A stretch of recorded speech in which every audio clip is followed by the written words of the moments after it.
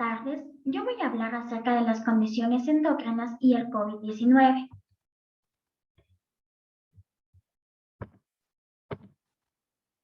Entonces, tenemos que la enfermedad por coronavirus COVID-19 fue declarada pandemia por la Organización Mundial de la Salud, OMS, el 11 de marzo de 2020. Existe una creciente evidencia en que los pacientes con endocrinopatías como diabetes mellitus, hipertensión arterial, obesidad y enfermedades cardiovasculares tienen un mayor riesgo de presentar complicaciones asociadas con el COVID-19. De hecho, los informes del Reino Unido y los Estados Unidos han notificado una alta prevalencia de diabetes mellitus y obesidad en los no sobrevivientes de COVID-19 y en casos graves. En los Estados Unidos, las comorbilidades cardiometabólicas asociadas con COVID-19 más comúnmente informadas son la hipertensión arterial en un 49.7%, la obesidad en un 48.3%, la diabetes mellitus en un 28.3% y las enfermedades cardiovasculares en un 27.8%. La diabetes mellitus es la comorbilidad más común en las muertes por COVID-19, según un informe. En cuanto a la descripción de la nueva interacción del coronavirus y la célula, tenemos que el SARS-CoV-2 es un beta-coronavirus que se identificó como el patógeno causante del COVID-19. Este entra en el entorno intracelular mediante la unión de la proteína de pico en su dominio de unión al receptor RBD a la enzima convertidora de angiotensina 2, la AC2, presente en la superficie epitelial de las células humanas. La AC2 es una molécula distinta de la conocida enzima convertidora de angiotensina 1, la cual es un objetivo terapéutico. Después de la unión a AC2, el SARS-CoV-2 recluta una serina proteasa, la TMPRSS2, que facilita el cebado de proteínas virales y la entrada citoplasmática. Después de haber ingresado al citoplasma, el virus ingresa al núcleo a través de una vía endosomal y se produce la replicación viral. Ahora vamos a hablar acerca de la diabetes mellitus. Existen varias razones por las que la diabetes mellitus puede agravar el riesgo de COVID-19. En primer lugar, esta puede facilitar la entrada de células de SARS-CoV-2, aumentando la expresión de superficie de AC2 a través de la reducción mediada por hiperinsulinemia en la actividad de ADAM-TS17, que codifica la metalopeptidasa ADAM con motivo de trombospondina tipo 1,17. En segundo lugar, los moduladores de la AC2, como los inhibidores de la AC1, los YECAs y los ARB, que son los bloqueadores de los receptores de angiotensina, además de las tiazolidinedionas, que se utilizan con frecuencia en la diabetes mellitus, pueden aumentar la expresión de la AC2. En tercer lugar, la diabetes mellitus se asocia con defectos del complemento y también se asocia con que algunas citocinas proinflamatorias como la IL-6, IL-8 y TNF-alfa son estimuladas por antígenos, además de un deterioro de las células T reguladoras, las Tregs, y de las células presentadoras del antígeno que pueden exacerbar la inmunodeficiencia. En cuarto lugar, la hipertensión arterial coexistente y la obesidad, que actúan a través de IF1-alfa y receptores de tipo TOL, pueden contribuir a la inflamación crónica preexistente, y esto va a conducir a una alteración del aclaramiento inmunomediado del SARS-CoV-2. Tenemos que también la dipeptidilpeptidasa 4, que es una glicoproteína de superficie que degrada al péptido 1 similar al glucagón, se encuentra elevada en la diabetes mellitus y en la obesidad, y también funciona como receptor de superficie para el coronavirus. El papel único de la DPP4 en las infecciones por COVID-19 hace que la inhibición de la DPP4 sea un posible objetivo terapéutico que puede funcionar reduciendo la expresión de DPP4 y compensando el daño mediado por citocinas a los órganos terminales.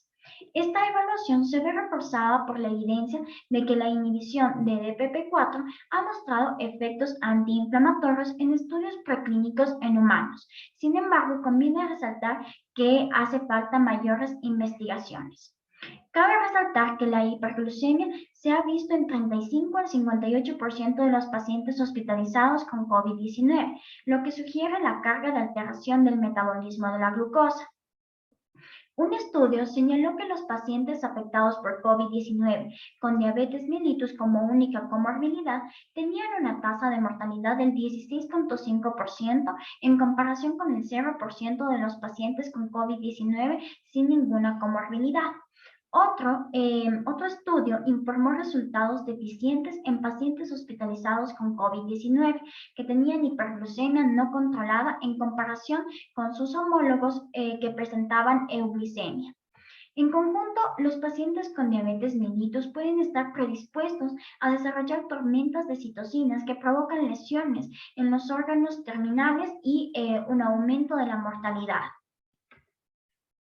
Es importante saber que la evidencia de un mayor riesgo de complicaciones metabólicas a largo plazo en pacientes que se han recuperado de COVID-19 ha generado preocupaciones en la comunidad científica y médica. Esto se demostró en un estudio de seguimiento de 31 pacientes con síndrome respiratorio agudo severo recuperados en comparación con voluntarios sanos a los 12 años que revelaban un metabolismo anormal de la glucosa en el 60% frente al 16%, una hiperlipidemia en el 68%, anomalías cardiovasculares en el 44% de los participantes del estudio. Tenemos que además el uso de glucocorticoides en pacientes hospitalizados con COVID-19 también puede desempeñar un papel en la hiperglucemia hospitalaria aguda. Muy bien, ahora vamos a hablar acerca de la hipertensión arterial. Esta predispone a un riesgo elevado de enfermedad más grave. En primer lugar, la hipertensión arterial se asocia con una desregulación inmunitaria.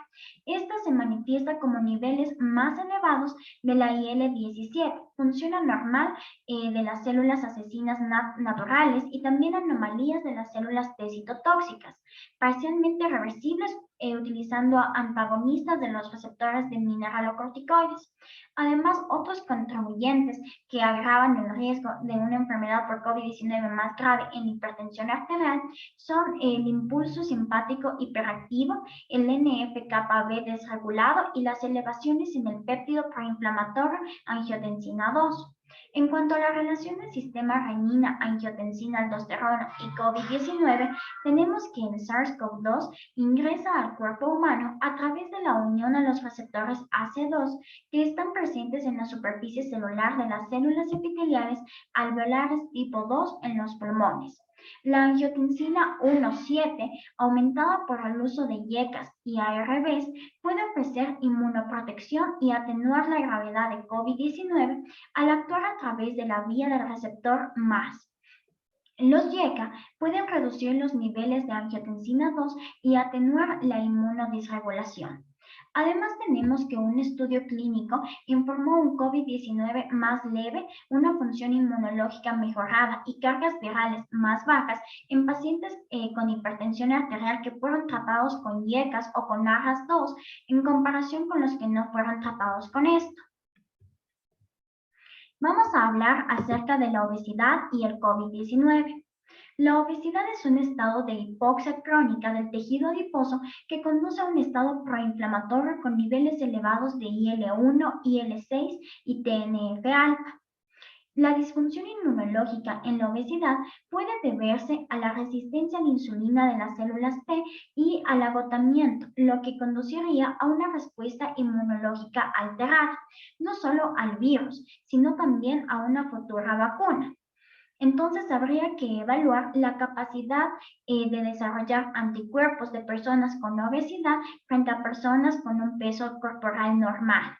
Una revisión planteó la posibilidad de que el tejido adiposo represente un objetivo y un reservorio del SARS-CoV-2. Sin embargo, hasta la fecha no se ha publicado ningún estudio que refleje esto. Asimismo, la alteración de las respuestas mieloides y linfoides en el tejido adiposo, por consiguiente, conduce a una aberración de perfiles de adipocinas. Tenemos que la obesidad se asocia linealmente con niveles más elevados de proteína C reactiva, que se desencadena por la IL-6 derivada de los adipocitos. Por ende, no es sorprendente que la proteína C reactiva se haya correlacionado con una enfermedad más grave, lo que proporciona un vínculo fisiopatológico entre la obesidad y los malos resultados del COVID-19. Cabe resaltar que hay evidencia que sugiere que una señalización atenuada del receptor MAS de la angiotensina 1,7 dentro del sistema renina-angiotensina-aldosterona puede agravar aún más la disregulación inmune preexistente. Además, los niveles más altos de DPP-4 que se observan en personas con obesidad y la consiguiente hiperinsulinemia pueden exacerbar de forma independiente los riesgos de COVID-19. Además, el síndrome de hipoventilación por obesidad coexistente y la apnea obstructiva del sueño, ambas complicaciones de la obesidad, pueden comprometer la función respiratoria. Además, la obesidad se asocia de forma independiente con un mayor riesgo de trombosis, que es especialmente relevante, dado que el COVID-19 tiene una mayor predilección por la microangiopatía y la trombosis venosa. Es importante hablar acerca de que los betacoronavirus, incluido el SARS-CoV-2, ingresan a las células humanas al unirse a AC2 en varios tejidos. Los betacoronavirus, como el MERS-CoV y el SARS-CoV, también infectan directamente a las células inmunitarias. Específicamente, el MERS-CoV se une a los monocitos y a las células dendríticas, y el SARS-CoV afecta a las células T a través de los receptores de PP4. Después de estar expuestos a un beta-coronavirus, los monocitos, macrófagos y células dendríticas comienzan a liberar la citocina proinflamatoria IL-6. IL-6 tiene dos modos principales de señalización pleiotrópica, la cis y trans. La señalización cis, por un lado, ocurre cuando la IL-6 se adhiere a sus receptores unidos a la membrana MIL6R presentes en las células inmunes, lo que desencadena la activación de otras células de la vía inmunitaria, como las células T, las células B y las células asesinas naturales, y conduce a una mayor liberación de IL-6 y a una activación inmune. La activación patológica de esta señalización conduce a un síndrome de liberación de citocinas. Por otro lado, la señalización trans ocurre cuando la IL-6 se une a su receptor soluble, el SIL6R, que está presente en el endotelio vascular. Esto desencadena la liberación del factor de crecimiento endotelial vascular y la proteína quimioatrayente de monocitos 1, la MCP1. Junto con la reducción de la E-caderina, el resultado es un aumento de la permeabilidad vascular y por ende va a haber una fuga causando síndrome de liberación de citocinas e incluso se puede dar un síndrome de dificultad respiratoria aguda y shock. Un tercer mecanismo de deseñalización patológica es la vía trans, que es distinta de la señalización trans, que está mediada por la unión de IL-6 en las células T auxiliares E17. Conduce a consecuencias patológicas como el síndrome de dificultad respiratoria. Cabe resaltar que estos actores de la desregulación inmunitaria aumentan en la obesidad, en la diabetes mellitus y en la hipertensión arterial y pueden explicar la gravedad de la enfermedad. Por ejemplo, en la diabetes mellitus, los niveles de IL-6 son significativamente más elevados en diabetes mellitus de tipo 1 y de tipo 2 y son directamente proporcionales al IMC en personas obesas. La IL-6 tiene una relación bidireccional con la diabetes mellitus, ya que está implicada en causar resistencia a la insulina y trastornos de la homeostasis de la glucosa. Las células T en la diabetes mellitus de tipo 1 son más sensibles a la IL-6, lo que posiblemente conduzca a una desregulación inmunitaria y al síndrome de liberación de citocinas. En cuanto a la hipertensión arterial, los niveles de IL-6 son más altos y probablemente estén mediados por el aumento de los niveles de angiotensina 2 y de aldosterona, que desencadenan directamente la secreción de IL-6 por la vasculatura. Este efecto está bloqueado por los bloqueantes de los receptores de angiotensina y los antagonistas de los receptores de mineralocorticoides. En síntesis, tenemos que la señalización de la vía de la IL-6 en la obesidad, la diabetes mellitus y la hipertensión arterial no puede excluirse, dado el estado inmunodesregulado preexistente y puede contribuir al síndrome de liberación de citocinas y a consecuencias clínicas como el síndrome de dificultad respiratoria aguda. En conjunto, tenemos que estos malos actores de la desregulación inmunológica relacionada con el COVID-19 grave son altamente prevalentes en la obesidad, en la diabetes mellitus y en la hipertensión arterial, y pueden explicar la mayor gravedad observada en estos estados. Vamos a hablar acerca de los efectos de los fármacos de uso común en la obesidad, la diabetes mellitus y la hipertensión sobre la desregulación inmunitaria. Entonces tenemos que la insulina sigue siendo el fármaco más seguro para el tratamiento de la hiperglucemia en pacientes con diabetes mellitus y además tiene un efecto antiinflamatorio añadido en el contexto de una enfermedad crítica. Es importante destacar que los inhibidores de la DPP4 y los análogos del receptor de GLP-1 pueden no solo atenuar el estado inflamatorio crónico en la diabetes mellitus, sino que también tienen efectos protectores e inmunomoduladores pulmonares independientes. Vamos a hablar acerca de otras endocrinopatías. Tenemos que, en cuanto al eje hipotalámico pituitario adrenal, durante la fase inicial de la infección viral, los glucocorticoides activan la respuesta inmunitaria para contrarrestar los antígenos extraños. Sin embargo, en la fase avanzada de la infección viral puede producirse un debilitamiento de la activación del eje hipotalámico pituitario suprarrenal, y esto puede conducir a una insuficiencia de glucocorticoides en el exceso de la enfermedad crítica. Además, los pacientes con una insuficiencia suprarrenal tienen un riesgo elevado de infección.